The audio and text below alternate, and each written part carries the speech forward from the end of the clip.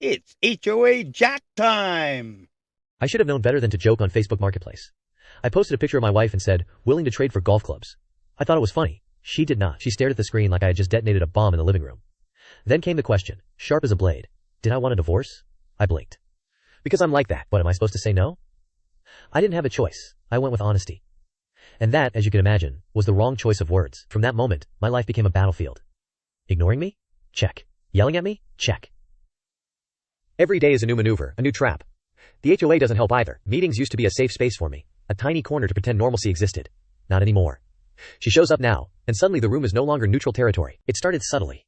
She would wander into the board meetings while I was pretending to pay attention to budget sheets. I'd glance up, and there she was, sitting in the third row, arms crossed, glaring like I had just announced a nuclear strike. The board members pretended not to notice, but I could feel the tension radiating off me. Every discussion about landscaping, parking violations, or fence repairs became a test of survival. I tried humor, small quips to lighten the mood, but nothing worked. She wasn't amused. She never is anymore. Meanwhile, I had to manage emails, complaints, and fines without even daring to make a sarcastic remark. It's like trying to juggle flaming torches while walking a tightrope over a pit of snapping alligators. The Facebook Marketplace incident spread like wildfire.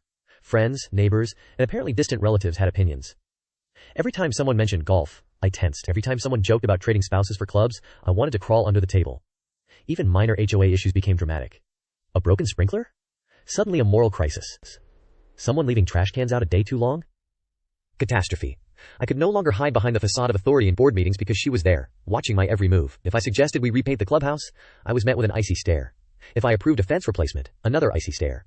She wasn't speaking. She didn't have to. Her presence alone was a tribunal. I tried to make amends.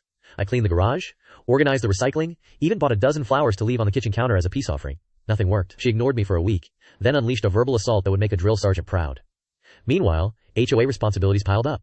Complaints about the community garden, about unauthorized plants, about paint colors. All landing on my plate. I had no allies because my spouse had become my shadow.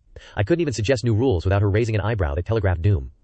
Every meeting, every form, every email was a negotiation for survival. I couldn't joke. I couldn't complain. I couldn't even breathe without it being noted. Now I live in a constant state of vigilance. Every word is carefully measured, every joke dissected before leaving my lips. HOA meetings are tense enough without her presence looming. I have to check my phone before posting anything, check my tone before replying to emails, check my life before stepping outside. One careless joke, one thoughtless comment, and the entire system I have built, my marriage, my sanity, my little authority in the HOA, could collapse. And the moral of the story?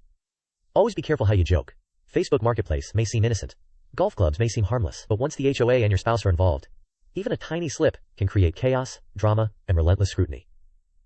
And I've learned this the hard way. Like and subscribe for more HOA horror stories and full-length videos on our channel.